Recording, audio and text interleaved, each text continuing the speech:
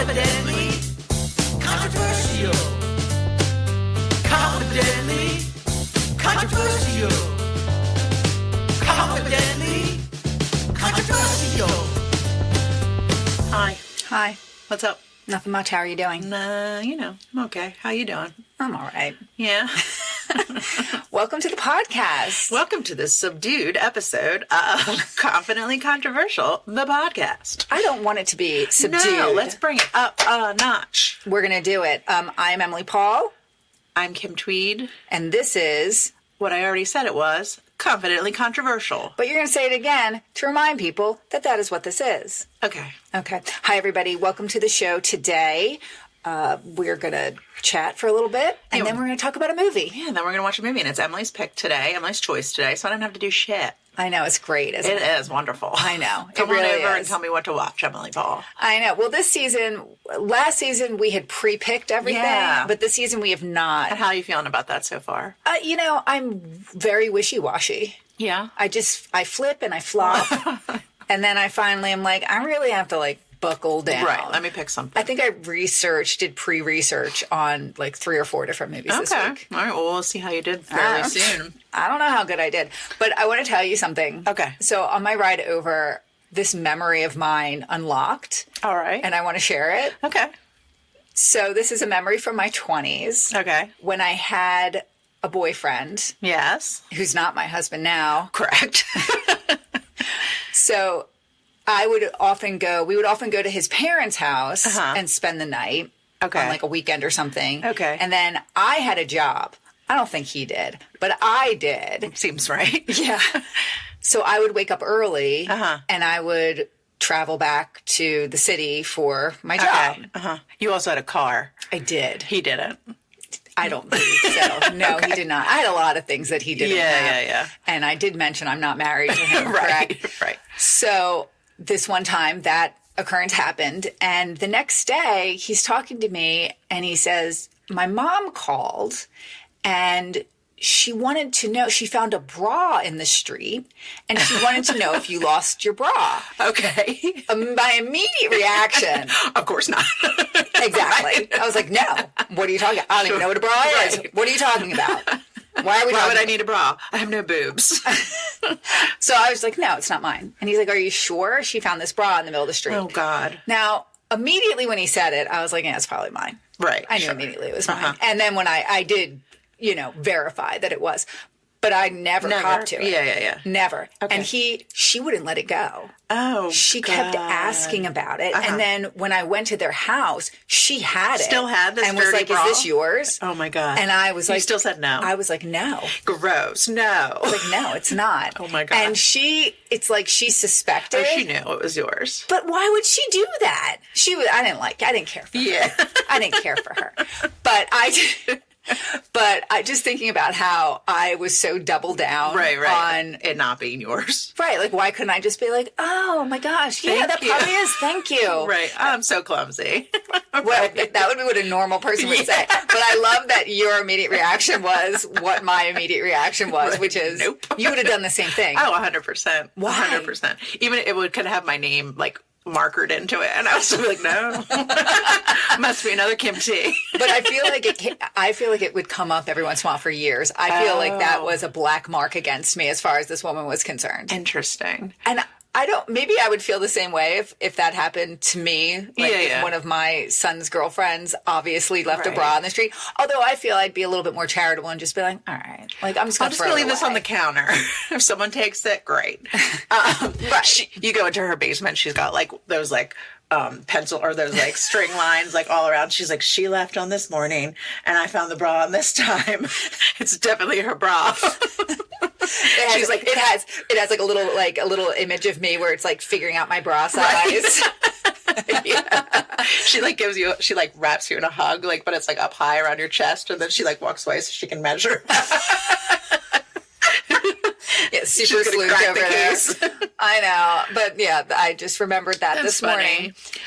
So, in my early 20s, I had some friends, and we would always stay. Like, we spent a lot of time at our one friend's parents' house, and we were like, the three of us would always sleep over there and stuff like that. And a lot of that was after like nights out at the bar. Sure. And because it was within walking distance to the bars and stuff like that. So Hey, we man. spent like most of our summers there and things like that. And then one time, and her parents were always like, they were good for a party, but they were also always up like super early, and they would be like cleaning the house and stuff, and you'd wake up all hungover, and they'd be like, good morning, do you want some coffee? Like, it was like very like in your face. I'm that parent now. Yeah, but your kids aren't hungover. Like, No. But they're very tired. yeah. And so one time there was a pair of red lacy panties on their front steps, like leading up to their house. And that was a running thing forever, like about whose they were. Do you know whose they were? I don't know. They were not mine. For truth, not mine. And I don't think that they were, I don't think they were any of ours, truthfully. You don't suspect? No, I don't. I think that we would have copped to it to one another. Okay. So I don't think that they were one of ours. This family had a son, correct? Yes. Do you think it was not the sons, but maybe a lady? It could have been the sons. It could have been. It could have been. The ladies, the son's lady friend. Yeah. It could have just been someone. I mean, it's a beach town. People are just taking their panties off. Throwing them on people's porches all Hey. the time. So yeah, so that still comes up from time to time. That's fun. Yeah. Yeah. It's a party. It's a party. Yeah. How else is everything else going? I don't know. We're going. We didn't talk about the fact that our podcast is going to be completely off schedule. So, and you won't know at this point. You'll already know. You'll be like, this wasn't happening on. Yeah, time. we're like 5 episodes into the season. Yeah, and we haven't even released an episode yet. Well, they don't know that, though. I know. It's hard to talk about the past. I think we just let it ride. Okay, just go. We just go. All right, never mind then. Yeah. Everything's fine. But should talk about the fact that we are going on a vacation this week. Yeah. I'm really excited. I know, me too. We deserve a vacay. And I love a vacay with you. I know. We do travel well. We do. First of all, we're VIPs. We are VIP. Like, technically we are. Yeah. Because, Yeah. all you have to do to be a VIP, guys, you just have to pay more money. They're like, we know. Like, it doesn't, I would think that they would be able to look into my soul and be like, you are VIP. Special. Get in here. Yeah, but that's not how it works, guys. No, you have to be special in your wallet. Right. A very important person is just a person who has a little bit more money Who to has spend. $75. Has 75 extra dollars to spend. Yeah. That's the way it works. Yeah, so we're going to Nashville. Nashville, Tennessee. Yeah. Very excited about it. I love Nashville. I do too. Yeah, it's a good town. Yeah, and we're going to see a concert, and we're going to have a great dinner, and I don't know. It's going to be fun. We're going to have some fun. It's going to be great. Yeah. I'm looking forward to it. A little getaway. Okay. But it's not even like it's going to be warm there, which makes me sad. That's okay, though. Yeah. No, it's good. Still not going to be here. It's not going to be here. It's going to be there. And it'll be fun. Yeah. So I'm looking forward to it. But now, for right this moment, we are doing a podcast, and I have a movie to talk about, which I did settle on, and I'm wondering if you'd like to talk a little bit about it right now. Yes, I have anxiety sometimes when you're going to bring the movie. Why? Because I know I'm not going to like it. It's never going to be something where I'm just like, oh my God, that's my favorite. But there's a possibility that we could be delighted by this one today. Okay, have I seen it? I don't know. Let's talk about it. All right, pause. All right, Emily. Prove me wrong. Well, it's not about proving you wrong. I will tell you, I don't know how this is going to go today. Okay. But this is definitely a movie that I watched a lot when I was younger. My brother and I really liked this movie. Yes. Okay. And I think you're going to like some of the people in it. So it has potential. But you don't think I've seen it? I don't think so. Okay. But let's talk about it. So this movie is from 1988, a year that we both recall. Yeah, I mean, sure. Sure. This movie was written by Babaloo Mandel and Lowell Gans. And at the time, they were a hot writing team. They wrote Gung Ho. Oh, okay, I remember that. They wrote Splash. Okay. And they wrote this movie, which was described as Romancing the Ghostbusters in the Temple of Doom. You have no idea what this is. Romancing the Ghostbusters and the Temple of Doom. Okay. Yes. This was a very expensive movie. And exactly how expensive it was, We don't know, because if you go back in time to this particular period of time, do you recall the movie Ishtar? Yes. And that was this big scandal that people may or may not recall, because it supposedly cost so much money, but it just tanked and it didn't make any money. So because of that, studios would just stop telling people how much movies cost, because they thought that it would negatively impact them later. So they just wouldn't really say. But people kind of thought that this one was expensive. I do want to back up a second. So usually when I do research for these movies, and you probably do the same thing, you go to the typical website. Sure. Then every once in a while you'll read some articles. But a lot of the time, the articles that I read are more modern articles, like maybe from the past, looking back. Okay. Maybe from the past 10 years, where it's looking back at that movie, like a retrospective. Yeah. But this time, I actually read an article that was written at the time of the movie. Okay. Before it came out. Okay. From the LA Times. Okay. And I have to tell you, I loved it. I think that this might be a thing that I do from now on, is to find it. I felt like I was looking through microfiche. Okay. The thing that was funny to me is that this was obviously written. It was written in 1987. I think it was written when the movie was being made. Okay. So the writer was on set interviewing the people who were in this movie. And the tone, it was written by a writer named Christine McKenna. Uh-huh.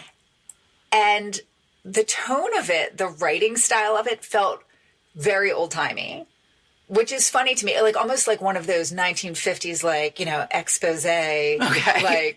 It was just, the tone of it was so funny to me. And I thought, oh my gosh, so weird that it sounds so old-timey like that. But I'm like, but it is old-timey. Yeah. It's from the 1980s. It's a relic. It's a relic. But so a lot of the information that I got from this was from this article that was, again, it was written from before it came out. And it was probably written because this movie starred some interesting people. Heavy hitters? They weren't heavy hitters at the time. Okay. But they were interesting because one of them was a pop star. Okay. By the name of Cyndi Lauper. Okay. You haven't seen this movie. No. It stars Cyndi Lauper and Jeff Goldblum. Okay. Before he was Jeff Goldblum.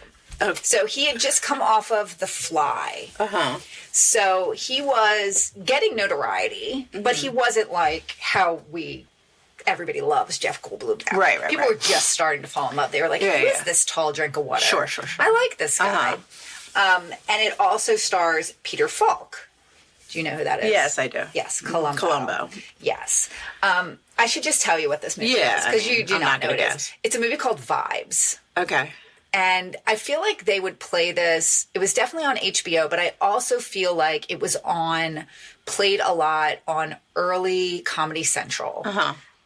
And it's a comedy. I think, I don't remember it very clearly. In doing my research of it, I was starting to remember more of it.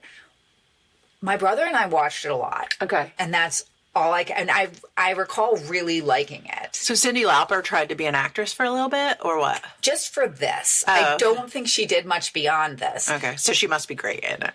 Because people were like... Well, it's funny because, again, in the article, part of the reason why they did this article, I think, is because it's Cyndi Lauper is going to be in a movie. Yeah. And, Cyndi Lauper hadn't been in a movie before. So and also, I assume this was, height of, probably, 3 to 4 years after she was, her most popular. Right. And spoiler alert, the movie did flop. Oh, okay. Quite like Ishtar. And it's funny because the journalist who was writing about it was very into, she kind of had, the tone of this article was very much side-eyeing this movie, although she wasn't coming out and saying it, and the movie hadn't come out yet. So she was side-eyeing it, being like, why are you doing this? What's going on? Why is this happening? I don't know that this is going to be great. Okay. And which was just very funny to me. she was very down on the director, who was Ken Kwapis, who has come up on this podcast I know that before. name. Do you remember? No, I don't remember for what, but I remember his name. Well, it's funny because in the article, they said that this was his first major motion picture. But then I recalled his name because I looked at what he had done before, and one of the things was Sisterhood of the Traveling Pants. And I'm like, I feel like we talked about that on the podcast before. So I went back and looked, and actually this was not his first major motion picture. What was? The person got it wrong. In season 2's not so favorite, Follow That Bird. Kwapis. God damn it. I know. So he made that. But it's funny because the writer described him as, by all accounts, some kind of charmer. And that was the tone, like some kind of charmer. Jeff Goldblum had amazing things. Like, he was the reason why Jeff Goldblum wanted to do this movie. Kwapis was. Okay. He was like, I saw Follow That Bird, and I was impressed. And he was very much like, I think this guy's got a great movie in him. He's really great. It's not this, though. But he was supposed to be really, really humble guy, really kind of quiet guy. He wouldn't be interviewed for the article, but he did actually go on to have a pretty decent directing career, and he still works now besides the Sisterhood of the Traveling Pants. He did some other movies, and he did a lot of TV. He did Parks and Rec. Okay. So I guess his charm kind of worked. Have you seen that Traveling Pants movie? I never. No, me neither. And I never will. I don't need to see that movie. You would. I feel like that's a movie you would like. Yeah. Like, I don't know why. It's a Kim Tweed kind of movie. Because it reminds me of like a book that you would read in the summer. It was a book, wasn't it? I think so, yeah. Did you read that book? No. Okay, I'm surprised. Read in the summer. Right? Why? I don't know. It just seems like, you're off from school. Let me read about those traveling pants. Your mom takes you to the library. Right. You're like, okay. I'll take it. This isn't the young adult section. Right. I'll go ahead and read it. So, yes. But the interesting thing is that you have these, you had Cyndi Lauper, you had Jeff Goldblum, and apparently he had nothing but great things to say about her. And she sounds like she went a little bit method in this, because she plays a psychic who's also a hairdresser. Yeah. So she was like, well, I was hanging out with the hairdressers, trying to learn about that. And I was hanging out with psychics. And it's like, all right, Cyndi, calm the fuck down. Sure. But she wrote in her memoir that her and Jeff Goldblum did not get along. Oh. Also, this movie was originally meant to star Cyndi Lauper and Dan Aykroyd as the Jeff Goldblum character. But then Dan Aykroyd met with Cyndi and decided he did not want to do the film. He did not care for her. And, this is the third time that I'm hearing that Cyndi Lauper may have been a little bit difficult to work with. Interesting. So, well, that came up in We Are the World? It came up in We Are the World because Quincy Jones, he called her like a troublemaker. Yeah. But he also said that Stevie Wonder was a troublemaker. Right. And I think they're just jokesters and they are funny people. No, I don't think that's what he meant. I think it's like she's getting people riled up. Oh, okay. She sounds like someone who's going to buck authority and wants to do her own try to have thing. a good time. I don't know that that's it. But okay. Also, if you remember... I don't know Cyndi Lauper at all then. I'm sorry. You're like, no, not that. The other time it came up was when we were talking about the movie Girls Just Want to Have Fun. Yeah. And she would not let them use her song. Right. Because she thought she was very serious about the song. Okay. And she felt, girls just want to have fun. Calm down, Cyndi. But also at the same time, like we've kind of touched on this before, women get labeled difficult for certain things that men would never. And I think too, like maybe because she was like, sticking to her guns and protecting her work and being, you know what I mean, whatever. Oh yeah. And you know what? She wrote the theme to Goonies. She is also has gone on. She's a huge LGBT rights advocate. For a lot of her career, she does a lot of great stuff. And you know what? If she wants to be a little bit difficult, right, I stand with her. And I think she has psoriasis or something because she's always hawking creams on TV. Okay. She's in a prescription commercial. Okay. Yeah, great. But going back to your original point, even reading this article, which was written by a woman, very kind about the way she described Jeff Goldblum, was that he's just this bon vivant. He's so fun and he's doing card tricks or something. Sure. He's reading things and he's not taking it all very seriously, but at the same time, everyone loves him. Right. And then you have Cyndi Lauper, who's kind of meh over here. But seems to be taking it seriously.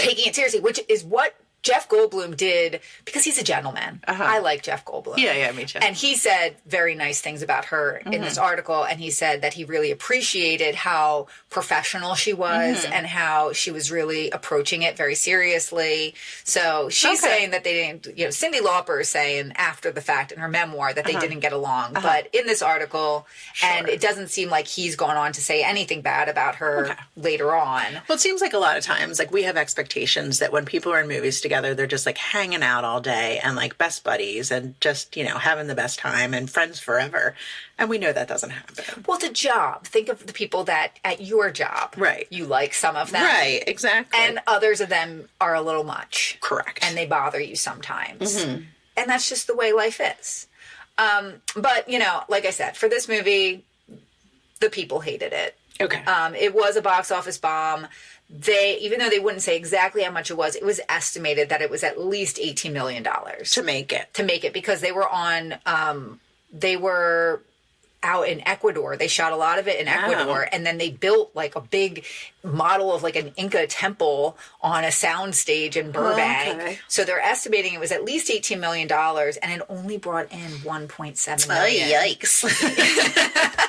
Yeah, and our friend, you want to know what Roger Ebert said? Yeah, I do. So Ebert gave the film 1 out of 4 stars. Okay. And he wrote, movies like vibes appear and disappear like fireflies in the dog days of summer. Oh, jeez. Nobody seems to have made them. Nobody sees them. Nobody remembers them. Aww. But I remember, Kim. You do. I remember this movie. And now we're going to watch it, and I have to remember it forever. I think we might enjoy it. Really? A young Jeff Goldblum. Yeah, no. I mean, I'm interested in that part. I mean, who wouldn't be? Yeah. I think it's going to be fun. If I recall correctly, it's going to have some fun parts. It's probably going to be a little bit cheesy. My greatest hope is that it's weird enough that we like it. Yeah. We're going to bring it back. We're going to bring it back. We're going to tell the people, you know what? You didn't like it at the time. Right. But now, go back and now's the time. But we're not saying that yet. No, not yet. Because we could definitely watch it and be like, oh God, don't it's watch going to be a stinker. It might be. All right, but should we go watch it? Yeah, let's go. Okay.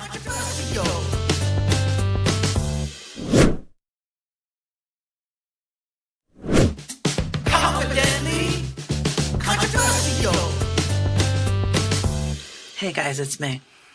Emily didn't do the direct connect again. Or those 6 degrees of Kurt Russell or whatever. So she's out in the living room doing that right now.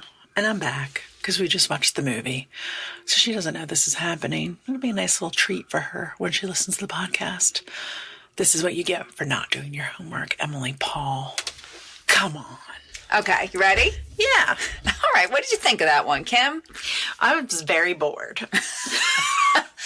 It was a slow burner. I just wrote slow real big on my notes. Yeah, it had some nice little fun moments. Yeah, but it never had like a real like high point. No. Like it was just kind of like meh, meh, meh.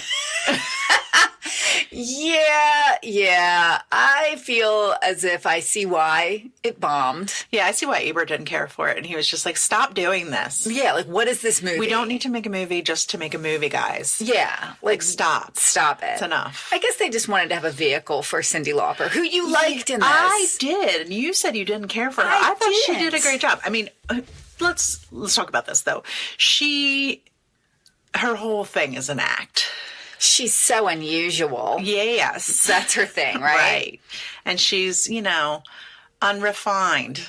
Yes. She reminds me a lot of Singing in the Rain, the ditzy blonde. She reminds me a lot of like Madonna, like in Who's That Girl? Yeah, Desperately Seeking Susan. Like just this like, vapid. Yes, and but at the same time, the clothes carry. Yeah, it's very like New York. Right. But cheap New York. Right. Yeah. Authentic New York.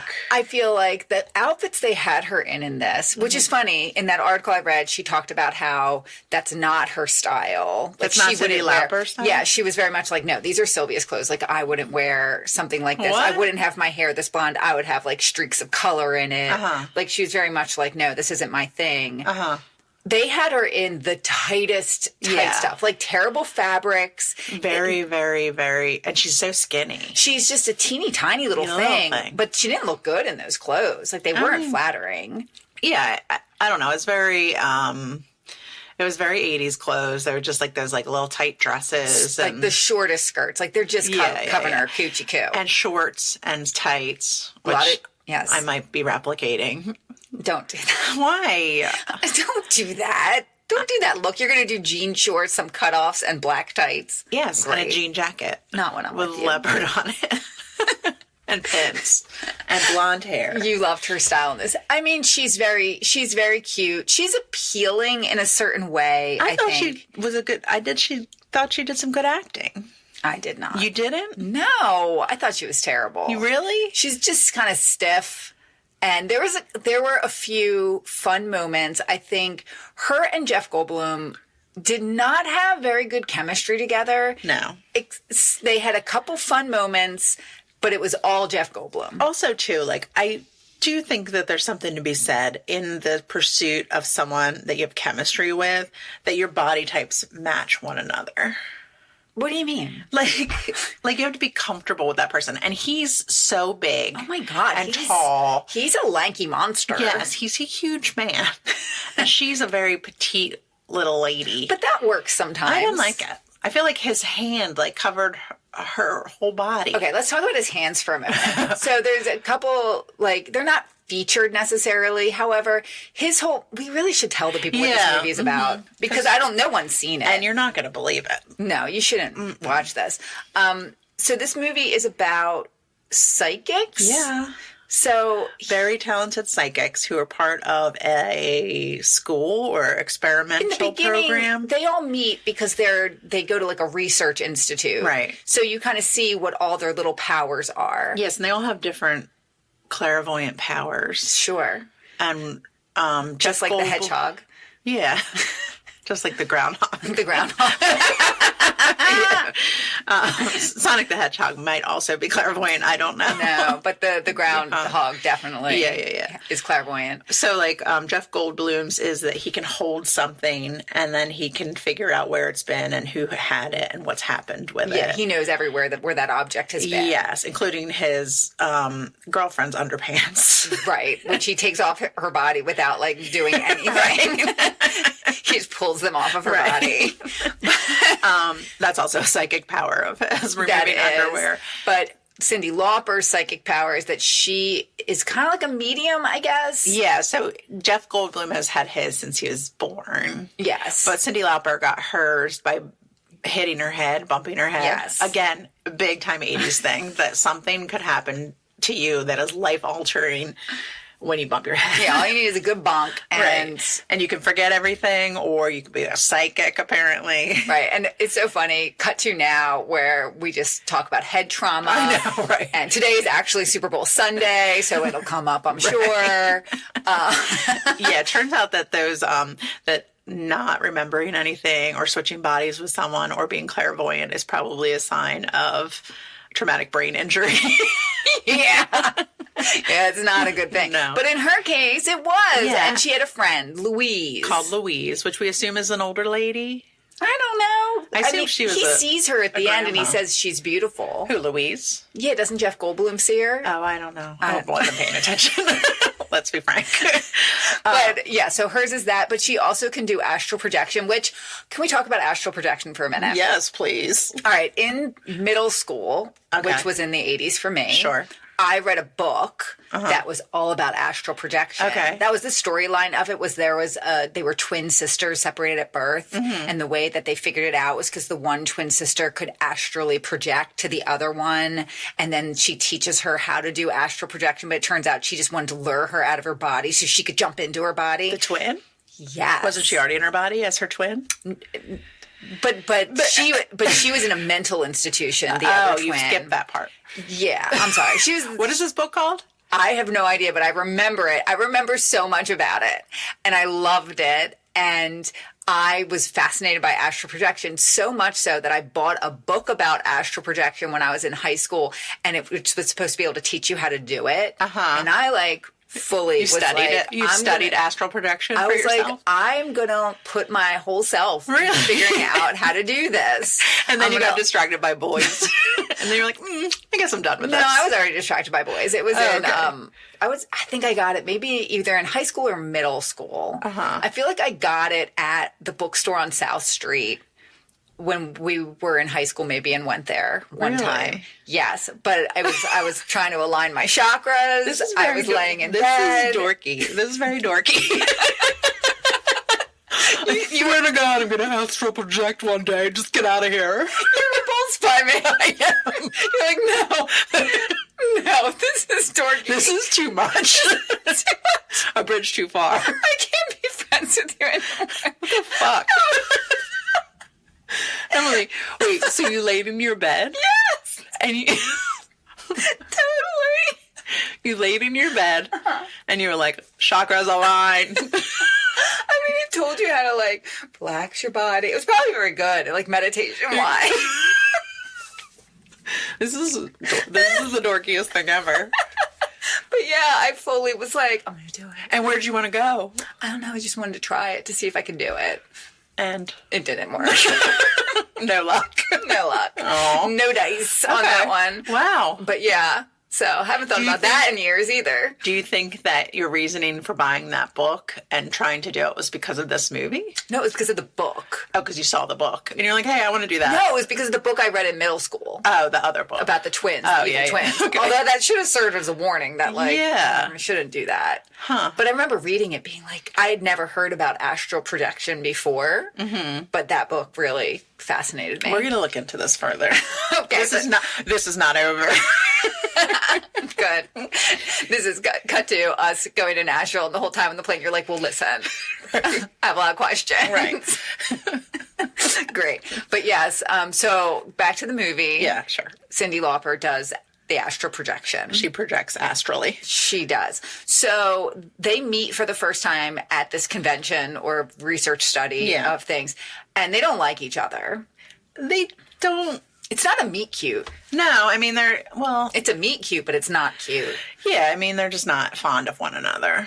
She's into the head doctor guy, who's the guy from the room from the view. The room from the view. The room with the view. He's British. He's also the evil doctor in Arachnophobia. Yeah. He's very blonde and British. Yeah, he's definitely evil. Yes. Like in real life, maybe. Yeah, for sure. Yeah. But yeah, so they don't know. Meet, and then all of a sudden Columbo is there. Oh, yeah.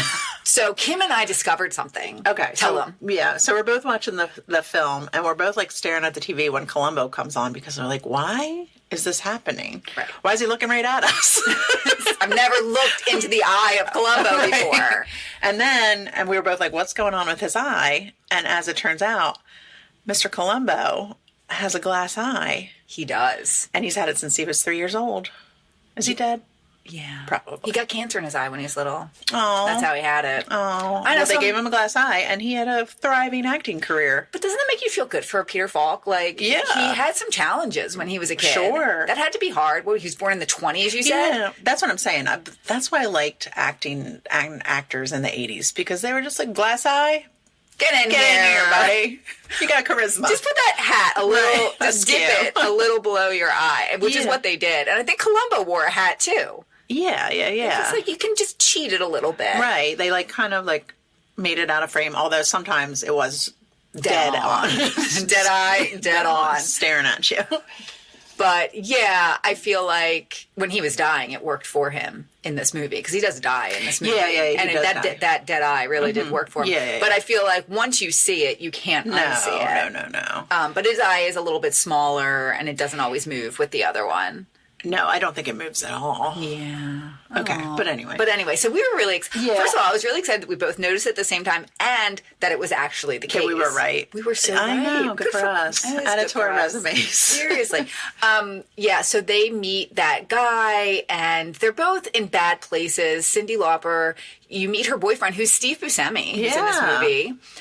He's only in one scene, but he's young. And he's basically using her for her psychic abilities at the dog track or the horse track. Yeah, the horse track. Those were horses. Yeah. Oh, okay, thanks.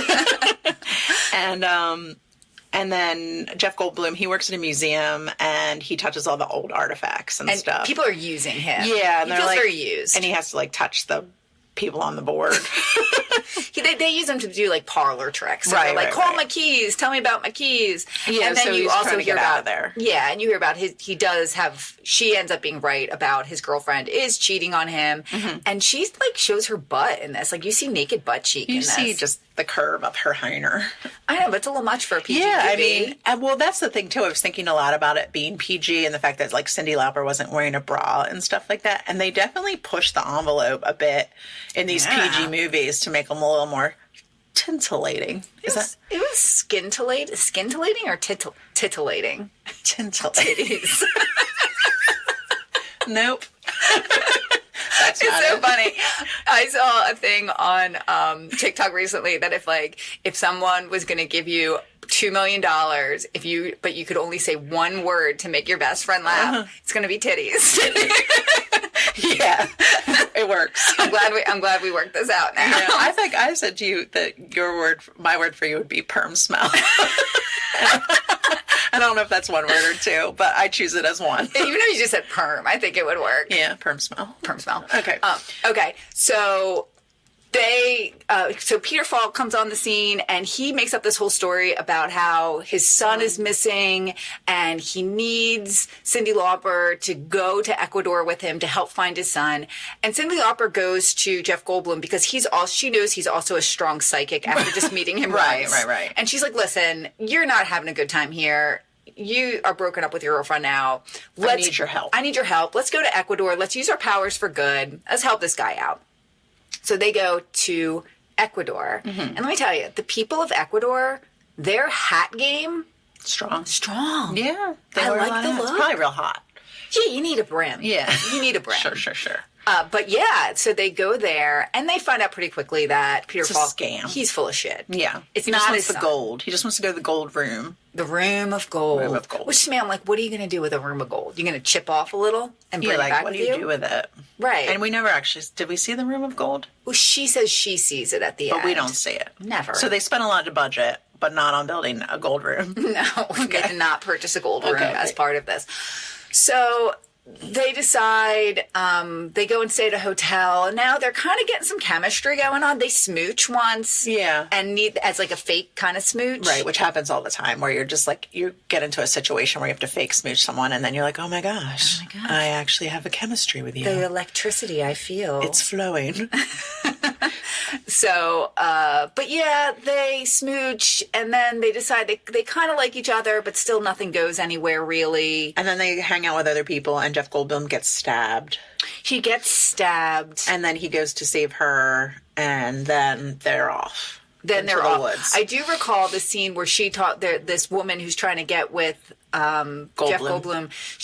A lot in this movie. So two different women in this movie are wearing lingerie outfits with the shorts. Yeah. What's his choice? Do they still do that? I don't know. But I feel like that was very popular in the 80s. Like, didn't you learn about what like a teddy was in the 80s? Gross. Gross. But teddies were a big thing. What was a teddy? Is it like a jumper? Teddy's like a nightie. Okay. Like one of those like sexy nighties. Sexy. I thought it was like a jumper where everything's connected. No, that's not a teddy. Okay. I don't think. Okay. I don't know. No, we're not. Obviously, we're full adult women and we don't know this. But it seemed like in the 80s that was something everyone knew. Oh, yeah. Lingerie was a really big deal. Oh, yeah, it was. It's never been a big deal. Everyone out there in the audience is like, it still is. Take off your sweatpants, ladies. Yeah, no, it's not a thing. Come on, guys. I can't imagine the generations today wearing anything that would be uncomfortable.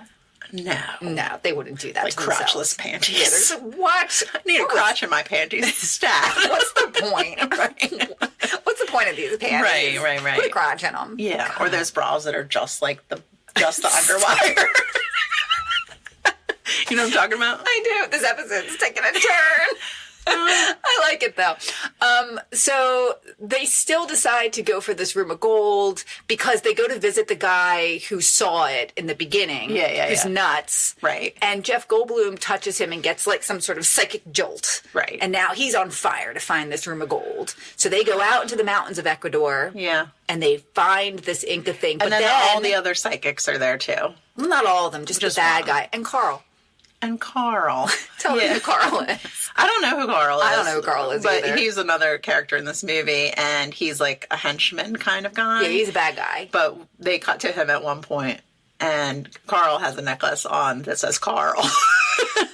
Because really, his name, Carl, is the only thing about... Like, that's his only characteristic in this movie. And it's like a gold, like, Carrie Bradshaw necklace, but it says Carl. Yeah. I love it. Yeah, it was pretty great. We had to rewind to make sure that we saw it. Yeah. And I'm glad that we did. Yeah. I'm glad that we did. So they go up to the thing, and they're still going to use them to find this room of gold, which turns out to be, like, it's just a lot of psychic energy. I don't get it, necessarily. I don't get anything about it. No. But then one thing leads to another. All the bad guys die, and... Do they get any gold? Nobody gets gold. Nobody even sees gold. There's no gold. No. And then they go back to the hotel. And then they... check into separate rooms. And then they're about to go their separate ways until they decide not to, and then they smooch and they're in love. Right. And... the end. But in the meantime, Cyndi Lauper, Sylvia Van Pickle... Pickle. I choose Pickle. She has lost Louise. Louise has gone into the light. She did, to save her. Right. And she's kind of sad about it. I mean, she's had Louise since she bumped her head when she was like 12 years old. Yeah, I'd be sad too. So, that's like her best friend, her invisible friend. It's gone. But fortunately, Jeff Goldblum picks her up and throws her on the bed, and she smacks her noggin on the headboard. And she gets another person with her for all time, and it's Harry. Who is Peter Falk. Right. Yeah. It's a terrible movie. It could have been better. There were some funny lines in it. Yeah, like Jeff Goldblum is just Jeff Goldblum. Yeah. And this, as I was saying before, this movie was made before the world fell in love. Like right now, I think everyone in America understands that he is a treasure. Yes, Pete Goldblum. He is a treasure. Mm-hmm. We love him. We love him for who he is, but I don't think that everyone knew who he was. And he's very Jeff Goldblum in this, and that's appealing. Yeah. And there's a certain point where he's wearing like a very low-cut shirt. Good for him. Yeah. And that's, that's very much there's just a direct line between this and Jurassic Park. Yeah. It's not long after this that Jurassic Park happened in like the early 90s, so it's very close. Mm-hmm. But he is attractive, and he's doing his whole funny thing. And I think there's some genuinely good moments between him and Cyndi Lauper that are cute. And there's some funny lines, and they call each other funny names and stuff like that. And I find that amusing. I think at first I didn't really like it, but then once it's like they got some sort of rhythm later on in this that made me kind of like it. Yeah. Yeah. So it was fine. There's a lot of pan flute in this movie. Yes. Like a lot. Yeah, I mean, that's, yeah. And hold it, let me go back to Jeff Goldblum. Okay. I want to say this about him. He's very tall. 6'4". Massive hands. Huge. He's not attractive in the face. He's very weird looking in the face. Which is probably why I can see why he was cast for The Fly. Mm-hmm. He does look like very insecty. He's a little birdie, buggy, animal-like. Yeah. Not attractive, but charming as hell. Yeah. And maybe that's why we all love him. And he's got that very distinct voice and this very distinct way of delivering lines and things like that. Smooth. Yeah, it's smooth, but it's also like affected in a good way. I don't know. It's just good. He's just good. Yeah, he's funny. He's fun. Right.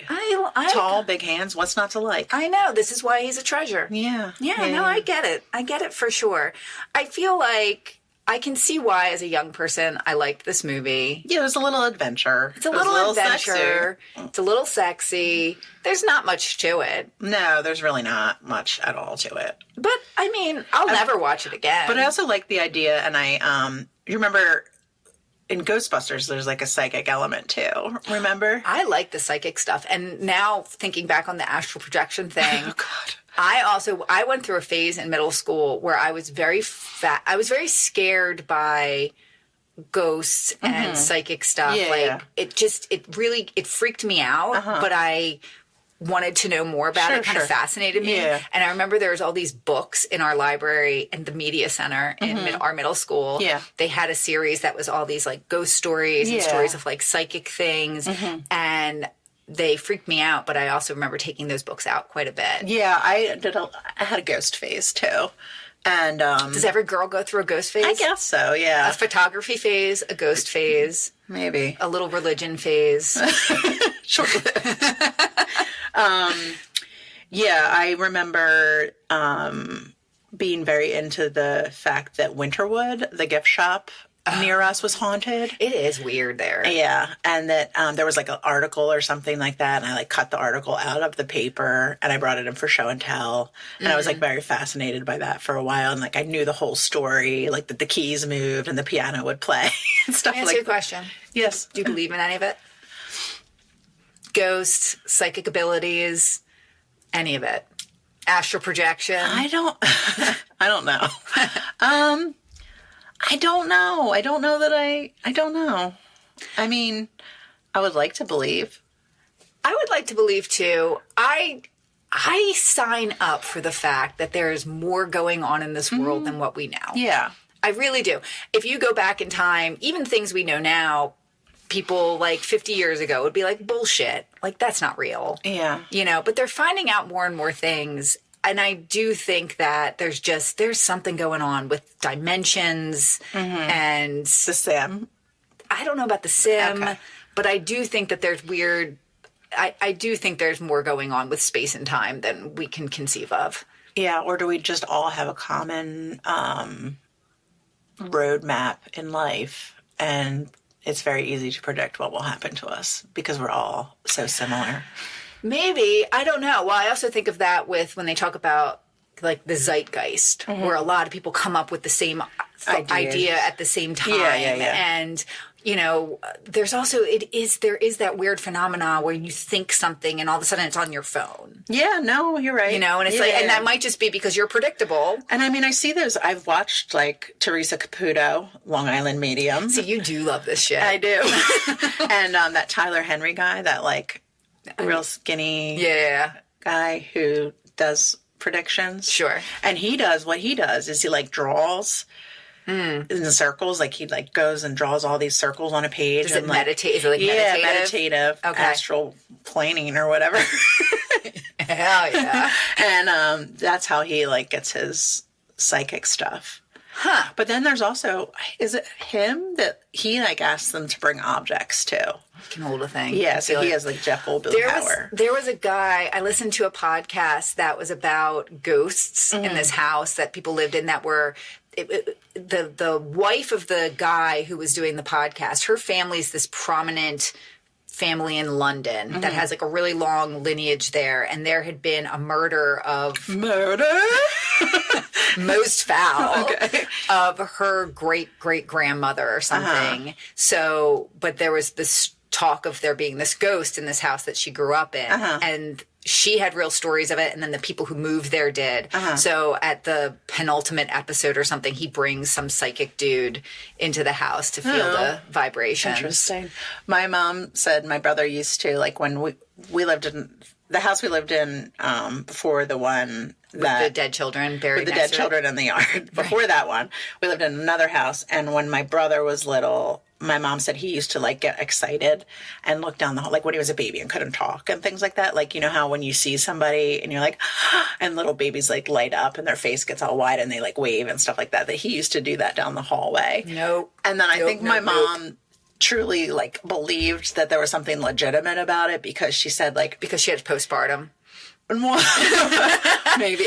No, but like I think as he got a little bit older, my brother also had like an imaginary friend who was named Joey, and my brother like legit saw Joey, I swear. And I wonder, because I know that your brother and his wife listen to this podcast, and I wanted to, does Natalie know? I don't know about Joey, but Robert also had a My Buddy doll.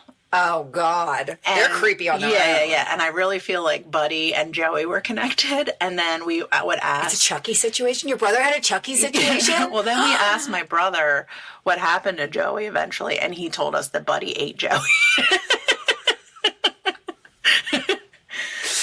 What's going on with your brother? But what I'm saying, my point with that was that my mom, I think she freaked herself out with that ghost shit because my brother had these glow in the dark pajamas, and she said one time my brother was walking down the hallway and she didn't realize it was him. All she saw was the glow in the dark on the front of his pajamas, and she like basically shit her pants because she was like so freaked out by him. Your poor mom. She's got like 2 little kids.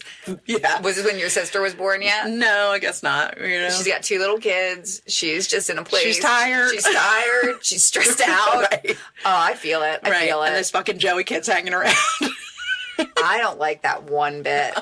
They show that kind of stuff on, you see that stuff online, like the things kids say to the parents. Yeah. But no, I don't like it one bit. Yeah. Yeah. We'll ask Robert to. I know. I want to hear about Joey. it. Yes. Text. If you're listening to this, text us after this. We need to know more about Joey. Please and thank you. Yes, thank you very much. And your buddy doll. Right. So, would you recommend this movie to anyone? I wouldn't. Nobody has to go back in time and look at it. No. I want it. It could be better. It should be better. It should be. Yeah. I would like to ask Jeff Goldblum about it. Yeah. I mean, look, if you're listening, Jeff Goldblum, you can call us too. Absolutely. Well, do you want to hear about how this movie connects to Kurt Russell? Quite obviously, I do, yes. This is our first direct connect. Hey. No, isn't it exciting? That is exciting. Yeah. Kurt Russell. Kurt Russell connects with Jeff Goldblum. Oh. They're actually both live within the modern Marvel universe. Oh. And there is there is one movie where they both appear in it. Okay. And it is Guardians of the Galaxy 2. Okay. So in that movie, Kurt Russell plays Ego. The dad of Chris Pratt. Mm-hmm. And Jeff Goldblum, his character in the Marvel Universe is this guy called the Grand Master, who first appears in Thor Ragnarok. Okay. Which all the Thor movies are great. Yes. Love them. Mm-hmm. I wonder why I love them so much. But, what could it be? But that one's fun, Ragnarok, because Chris Hemsworth has short hair in that movie. Okay. It's good. And your guy's in that one too. That Who's Hulk. My guy? Oh, Mark Ruffalo. Yes. Ruffalo the Buffalo. Yeah, he's in that one too. So I say you check it out. But I guess that Grandmaster character appears in some part of it. No, I mean, I trust IMDb that told me that. But yeah, direct connect. All right. Excellent. Good job. Thank you. I tried. All right. So let's wrap this puppy up. Okay, let's do it. They say puppy a lot in this movie. That's why you just said it. I know. So, we love you, and we hope that you'll follow us on all the platforms, rate, like, and subscribe on Apple. You know the stuff we have to say to you right now. We also want to give a shout out to my sister, Siobhan Tweed.